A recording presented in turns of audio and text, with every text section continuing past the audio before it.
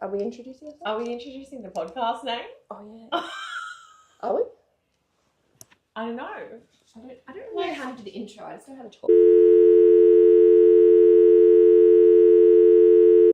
In last episode, we introduced ourselves. We discussed a bit about the podcast and about ADHD and how the presentation may differ in girls and boys. And we also discussed a bit about our schooling experience. So today, we want to expand upon those topics. And to get us started, I wanted to go through a post that I found on socials this week, which I think is a really great starting point. So this is from Yellow Ladybugs, which is an Australian organisation. They focus primarily on autistic young girls and females in general, but I thought this was very generalizable to people that are neurodivergent, and particularly the female presentation.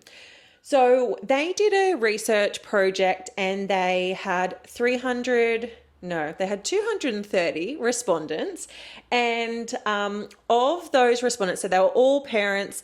And basically what they wanted to know was when you brought up with your child's teacher, so it could have been a preschool teacher, it could have been primary or high school, etc. When you brought up some maybe concerns or your observations about how their child's development may differ from the other children around them, they wanted to see kind of what parents' experiences were.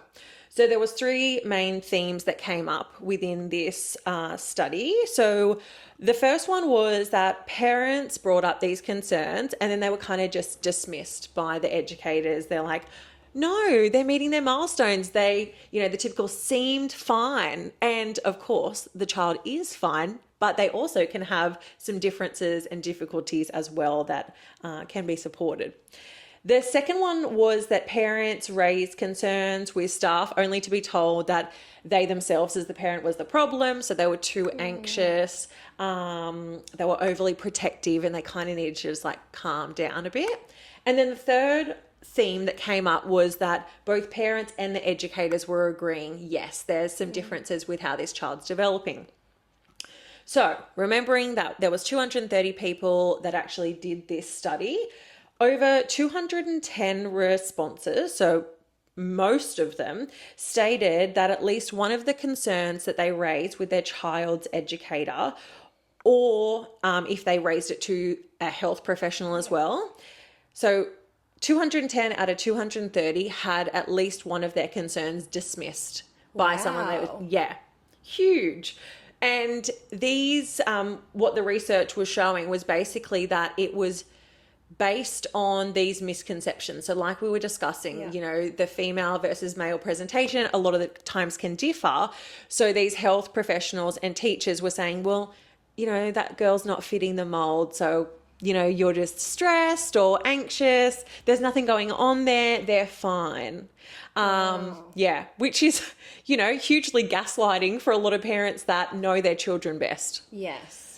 Very consistent with my experience as well, in the sense that there was definitely nothing raised or any concerns or anything like that. Yeah. So it's kind of sad though, because I think about it when I left school and when I was in like primary school and high school. I'm not that old, but it was a little while ago. And I'm assuming that this study was done recently in that sense, that you're like, nothing has changed. No. And even though the, research is coming so far and we know more, even in, my profession, I read other psychologists' reports if they've come through, if I have a client and they had a previous report done elsewhere, and the amount of deficit focused language and a lack of understanding where people are like, oh no, they're just anxious and they're kind of missing that this whole other part of that child that explains, how their brain works and how they're kind of wired to operate in the world, which can be massively distressing. Definitely. Yeah, not only for the parent, but for the child, because if they want to get to know themselves better, or if their parent wants to get to know them better, and they're kind of being met with, oh, everything's fine, like, what are you talking about? Then you kind of left wondering, well, or am I the problem? Like, am I just making this all up? Or the child's going, well, this, why are these things hard for me? Or why do kids interact with me different to other children? It can be a really confusing place. And like you said, times have changed, but there's a lot of things that are staying the same in a bad way. And we need to get more awareness out there, and hopefully we can help provide that awareness, that there's so much more to it. And girls and women can go unnoticed and undiagnosed because they are amazing. We are amazing at masking and getting on with it. 100%. But even the acknowledgement of masking, right? So the whole context of like masking is essentially trying to conform and be something that you're not. So when you're masking in certain scenarios, it's around not what you would naturally do, but it's thinking about, okay, well, what does this person want of me, or what does society want from me? Or like, what's the right behavior or the right thing to do in this scenario? And it's not naturally what you would do, I guess. Yes. So it's very much thinking.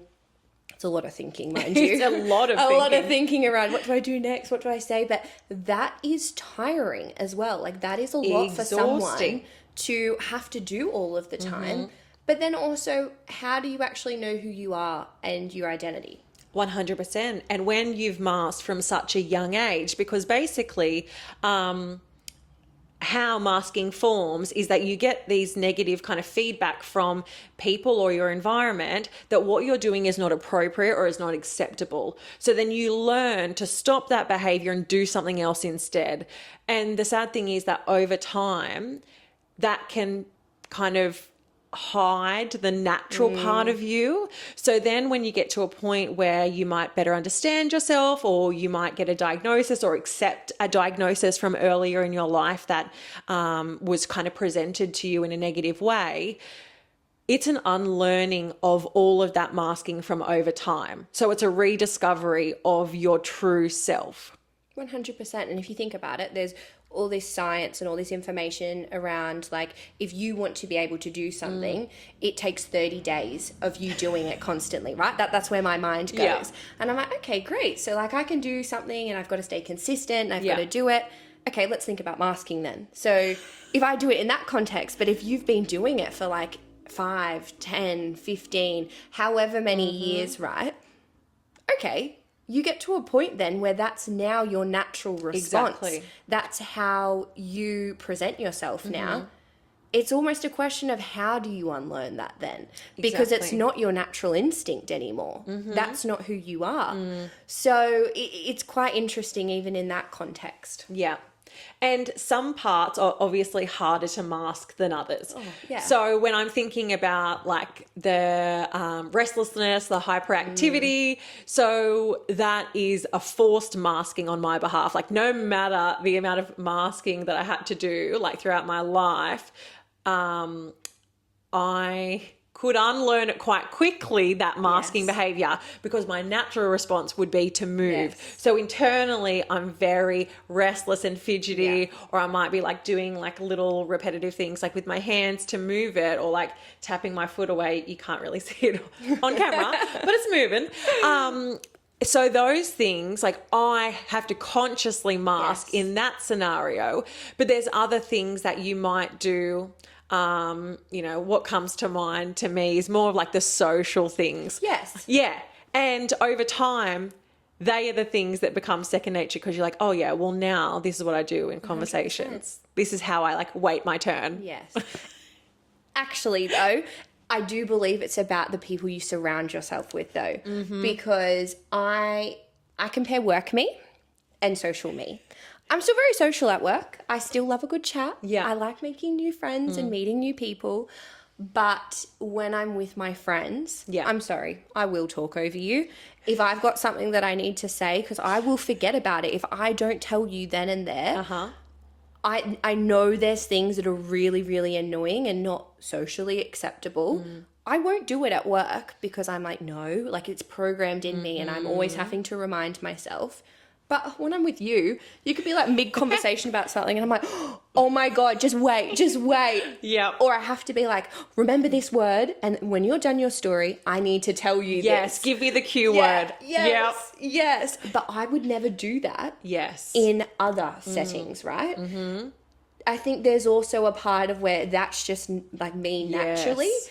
And maybe it's the comfort of just, I know I don't have to be maybe this person that I'm not when I'm around my people. Yes. And if we think about it, like when I was talking about the environment before, we get these negative messages that then create that mask to like come up. Because it's a protection thing. Like it's a survival mechanism. So there is an adaptability about it, but it also comes at a massive energy cost as well. It's exhausting. But when we're getting messages from our environment and from other people that we are safe, and it might be doing little things like testing the waters, doing little bits and pieces over time, and knowing that you get that acceptance, then your brain naturally, like your nervous system naturally just calms down. It's like, I can do this here. Like, this is okay here. And it's sad that it's not okay everywhere. But it's so important that we have that community to be able to have at least, some moments in our life where we can be the true, unfiltered, natural versions of ourselves. Definitely. Yeah. 100%. What's interesting, actually, the way my brain works, you'll talk about something and about, I've got something else to add to it. One thing that I actually seen that I found really interesting, so obviously we were talking about like school, right? Yeah. And in the context, people aren't getting diagnosed or there isn't that awareness, right? What I actually found so interesting was there was this study, or maybe it was just one particular individual, I'm not quite sure. Probably should have checked my facts before I brought this topic up. That's okay. A study can still contain one person, a case study. I'll take that. I will take that. But anyway, it was around people not getting diagnosed until either later in life or after having a child. Yes. And then I was like, oh, this is quite interesting. So I started to do some research on it and I was like, okay, like this is making a bit of sense. Yeah. Do you know what I'm talking about? Oh, I think I know what you're talking about. B1. So where I'm going with this great story is it's all around how our brains work. And when we have low estrogen, how that impacts our body and the way that we think. Low or high? Not quite sure. I'm pretty sure it's low, but I feel like after giving birth, maybe it's high. I'll tell you on episode 3. But essentially, it's all around like our hormones, right? So a lot of women are actually getting diagnosed when they're like premenopausal, right? Interesting. So that's where they're really starting to feel the symptoms and it's really starting to impact them. So what's interesting is that they go through this journey and it's like, okay, first it's like anxiety, maybe it's depression, whatever it is. Then it's like the medication's not working and they're on this journey, right? But so many women are being diagnosed like premenopausal, but then the other side of it is also after they've given birth. So a lot of people are being misdiagnosed with, what is the word I'm looking for? Postpartum depression. Thank you. That's exactly what I was after. They're being diagnosed after having a baby, but it's only because their ADHD symptoms are just heightened, worse than ever before. Yes. And I find that so interesting. And also, if we're thinking about like executive functioning, so planning and organizing that are impacted with ADHD, and how that would relate to lack of sleep as well. Honestly, we're going to do a whole episode on sleep because it changed my life. And for me personally, I did all this research. I wanted to understand more. I'm constantly looking for ways on how I can do things and implement techniques to support me. And the whole research and theory and everything on sleep, I can tell you it has made a significant difference for me in knowing how much sleep that I need, but also how to get a quality sleep. Yeah. I've done all this research into it. So I'm going to say episode 3, bookmark it. Amazing. We're talking about sleep. We're putting the pause on that one. Yes, we are. I'm excited. That's a whole episode in itself. And I was thinking, actually, talking about hormones, and I will have to do some digging into this as well. Also, we'll report back. Bookmark it. Yes. when you were saying like premenopausal and then, you know, postpartum, so big changes in hormones, Yeah. I would say that like one time in my life where particularly well, of course, people are going to say, oh, you're a teenager. Like impulsivity comes hand in hand with that. But I was like a pretty sensible person anyway. Yeah. But definitely when I was having like big hormonal changes during my teenage years, my symptoms were much more obvious than at other times in my life. Well, fun fact as well. So when you are menstruating and you're in your period, there are a lot of people who report that their medication actually doesn't work. So your medication can work for you during that period of time. Yeah. Where like it's fine, it's really working for you, but then it's heightened during that Yes. time and the medication is no longer cutting it. So it's actually really, really common for women to report during that time that their medication actually doesn't work for them. Yeah. And it's all due to the hormonal changes. Interesting. And because we have that, you know, well, depending on the length of your cycle, but approximately a 28-day cycle of our hormones changing progressively throughout that time compared to a man's that regulates every single day. Yes. I would be really interested to read up on like the male continuity of their medication and how effective it is.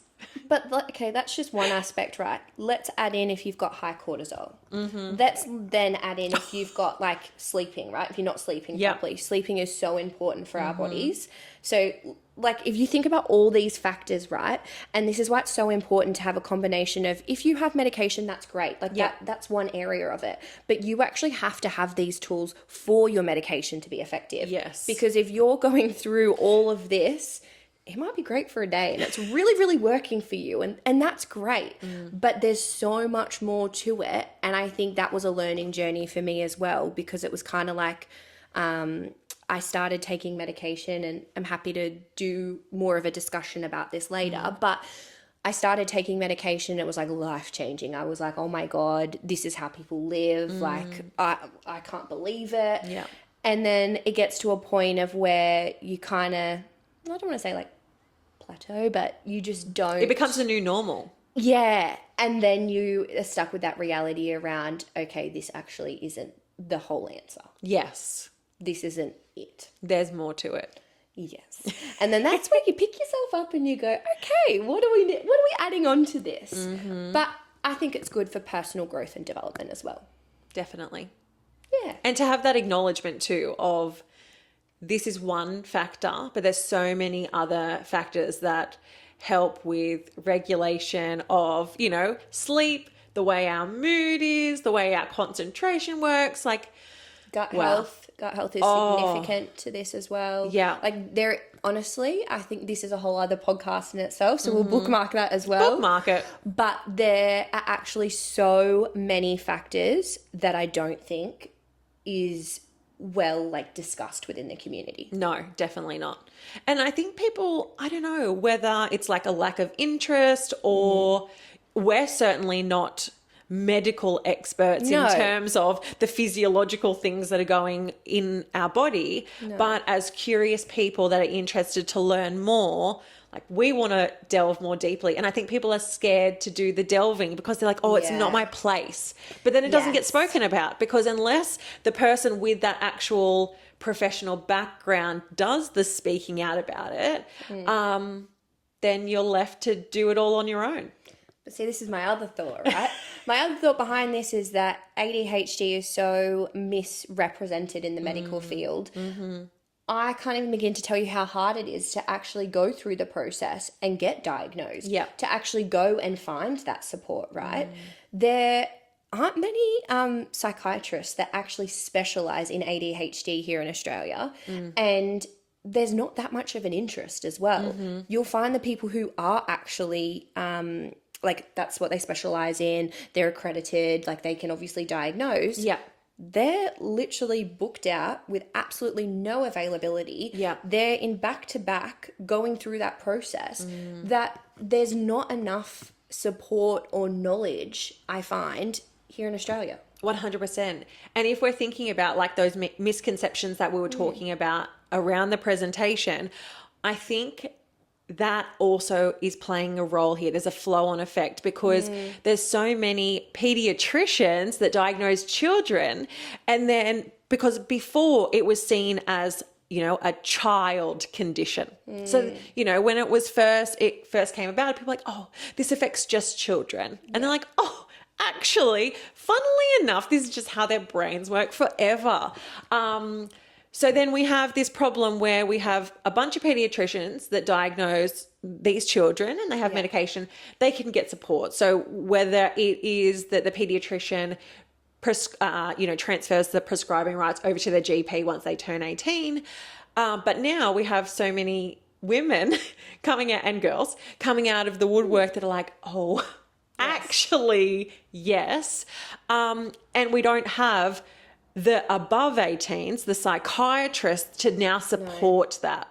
No. So it's really that it's stemming from the early age of there's plenty of people diagnosed, particularly boys early on, and women are much older. So then we're left with a lack of service providers to actually be able to provide, if they want it, the formal diagnosis to be able to access that medical support, or even the understanding of just like, yes, this is how my brain works. Like, I'm not gaslighting myself. You know, this is actually a thing for me. So when someone says, as if you have ADHD, then you can be like, actually, well. I'm so glad you said that, because this is where my brain goes as well. Okay, for me, and I see it online, I see it like everywhere, I don't understand how we've moved to this space around you need to justify, if you say you have ADHD, that you have ADHD. So my biggest thing behind this is, I always joked about it. I was like, I think I have ADHD. Like I did research, I did all the online quizzes, and it was always saying like severe ADHD. And I was like, oh yeah, okay. Obviously went through a process, like got diagnosed, etc. And for me, like I was like, oh, okay. It was a real, like I said, self-acceptance. I had a lot more understanding, and I'm a lot kinder to myself now, which is amazing.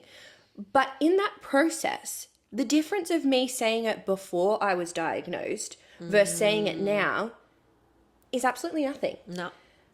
Now, I get that people with ADHD can get frustrated because people can sometimes talk about ADHD as being so great and it's funny and it's not that hard or whatever, right?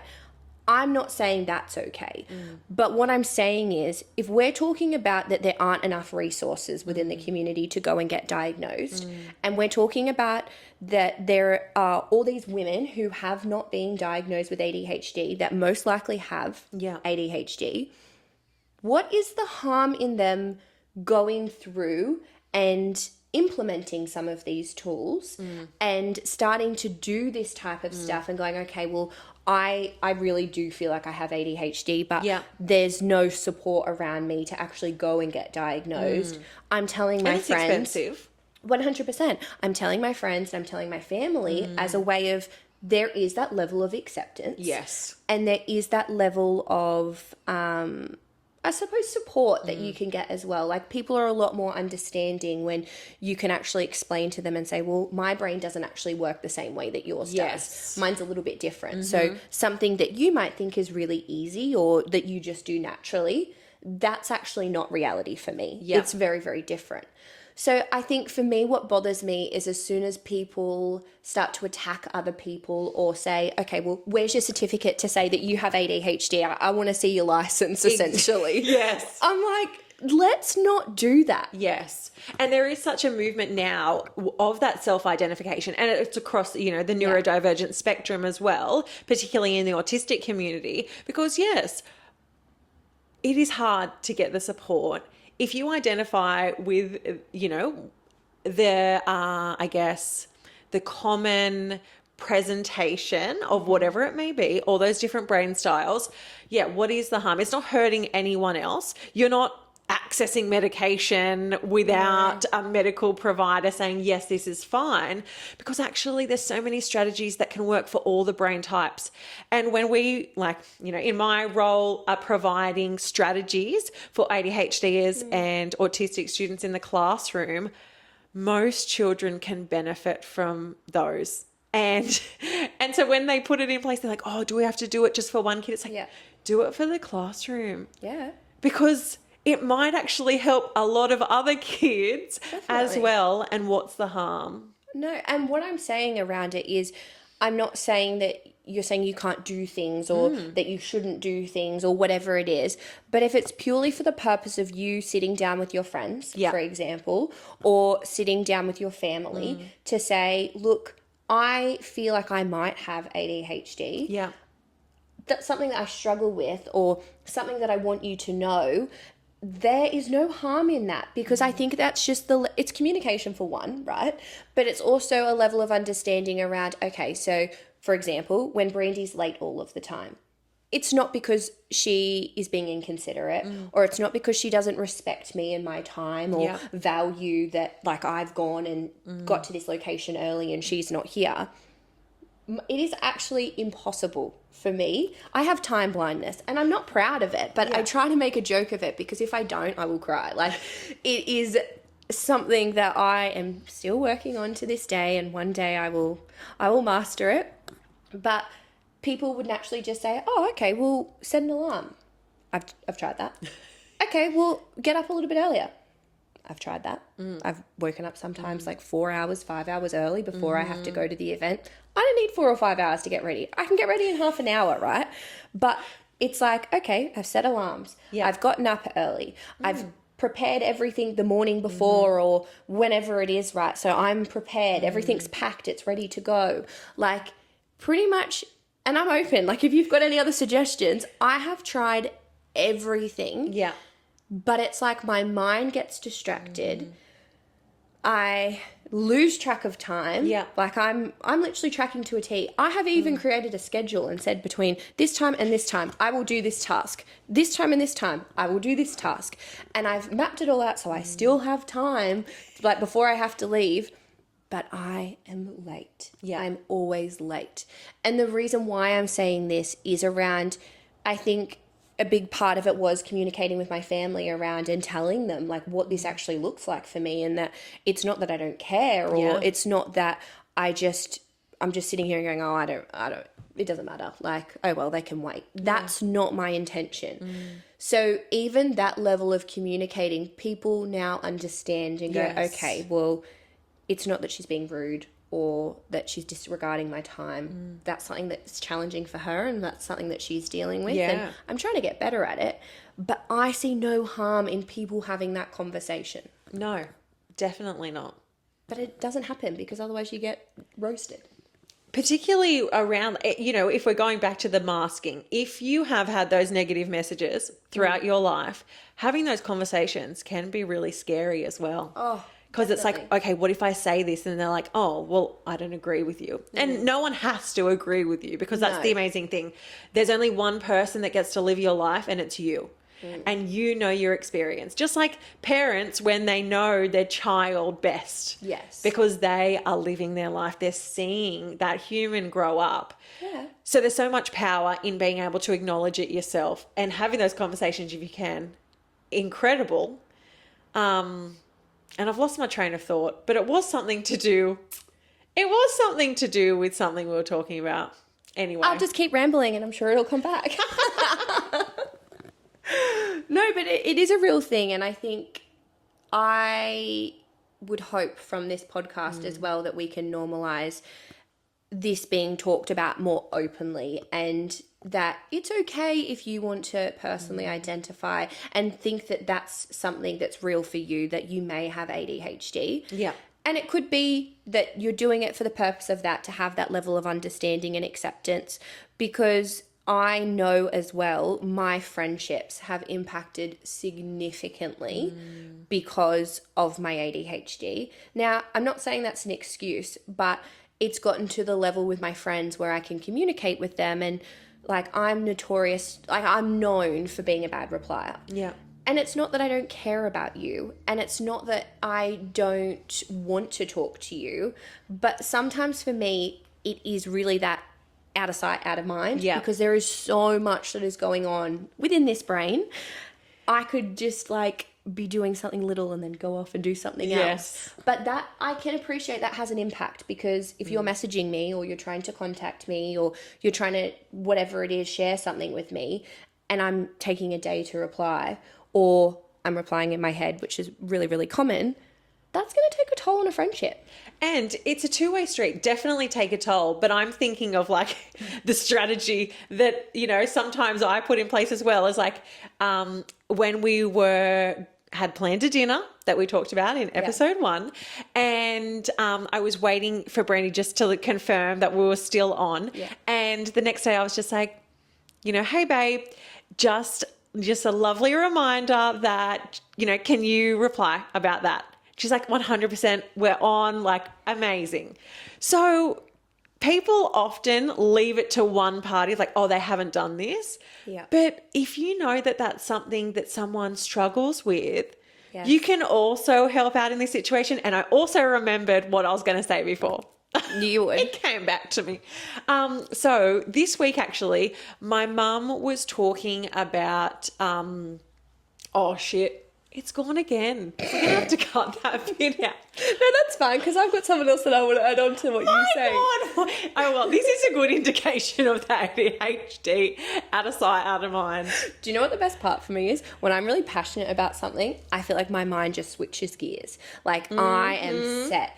You'd probably be like, she doesn't have ADHD. I'm not seeing it. It's because if I'm passionate about it, I can talk about it. But if I'm not, then I'm literally having this moment. But I think to jump back, I suppose this is a bit of an ADHD conversation. We're like here and then we're here.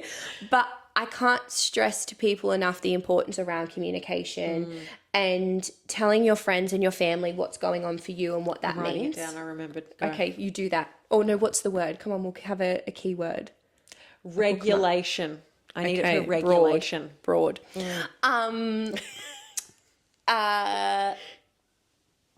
Passionate. Friends. That's right. So just around communicating, like it really is communicating. And to me, like I really value and respect when you do that. And it's such a nice, like little prompt.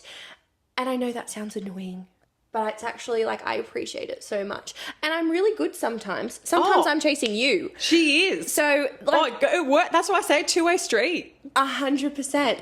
And that's okay. Yeah. But if you didn't know that about me, Exactly. would you not feel frustrated? You would, because it's natural, because you'd be like, well, I'm putting in all this effort. Why aren't you meeting me halfway? Yeah. And it's not that. Like, I have some great traits, but this is not one of them. It's not my shining quality. But that just really goes to show around the communication and why I think it's okay for people to talk with their friends and family. And I'm not saying to get online and talk about, I've got ADHD and all this. I'm talking about your personal relationships. Whether it be with your manager, and maybe you don't even have to identify and say, I think I've got ADHD. Yeah. It could purely be, this is something I'm struggling with. Yeah. I just want to let you know. Yep. And that's how you can really build on those relationships. Definitely. It doesn't have to be broad. It can be as simple as, I really struggle to be at a place on time. It's something I'm working towards. If you can give me a little bit of patience and understanding, that would be amazing. 100%. So, keyword Regulation. I think I'm going to have to get a notepad and a pen for when this is what I do in session, because that's one of my strategies to use in session. So is mine. Really? Or in meetings. And I'm like, I yes. need to come back to this. I have to, and I have to write it down. Otherwise, it's gone. It's off into the ether, and it will float back. But sometimes it's at inopportune times. But it's always when you need it. And it's like, this is your moment. This is the time. And then you're like, it's gone. And then when it's not your turn to speak, you're like, oh shit. It's ready. It's there. I've got it back. It's like Brandy's voice has, lulled me away to my thought. I'm like, oh, it's there. So regulation and understanding. So, and this is all about communication. So this week, Mum and I were talking about, so my mum, she is a teacher and she works at Aspect, so a school for children on the autism spectrum. And she was saying that you can be doing some interesting stuff in life, and I'm saying things that are legal, of course, but like you might be moving your body in a certain way or doing a certain noise. And as soon as you can say, or someone else can say for you, I need this to regulate, like I'm doing this to regulate, people are like, oh, go, you regulate away, girl. Yeah. Like, so And that's all about communication. So if you can Yes. communicate, Yes. this is what I need, or this is something I struggle with, then there's a world of understanding that can come with that. Connection too, right? Because if you think about it, like your friends, like your partner, for example, you should be able to communicate what you need, Yes. or what's happening for you. Otherwise, it's a very isolating space to be in. Like, you would literally be in your own world with no one understanding what these challenges are for you. Yeah. And it is. And it makes it smaller, no matter how many people are around you.